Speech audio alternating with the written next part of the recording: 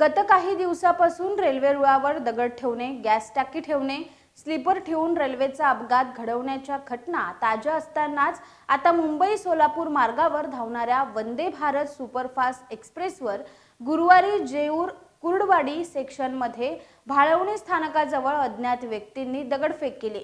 यात कोच क्रमांक C11 मधील सीट क्रमांक 2 आणि 3 खिडकीच्या काचा फुटल्या आहेत।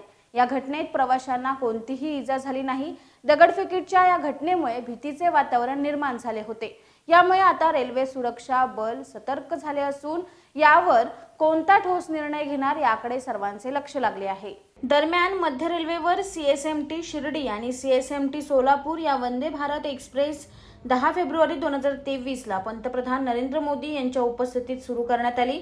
या दोन्ही एक्सप्रेसला प्रवाशांच्या तुफान प्रतिसाद मिळत आहे। मात्र Mumbai Solapur semi high speed Vande Bharat ट्रेनवर दगडफेकीची घटना घडली आहे।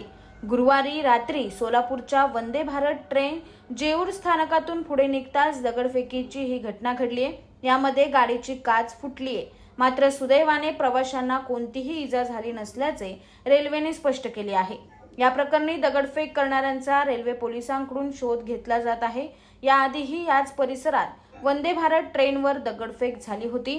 या दगडफेकीच्या घटनेला आळा घालण्यासाठी सोलापूर विभागाच्या रेल्वे सुरक्षा दलाने रेल्वे रुळालगत गस्त वाढवण्याचा निर्णय घेतला आहे।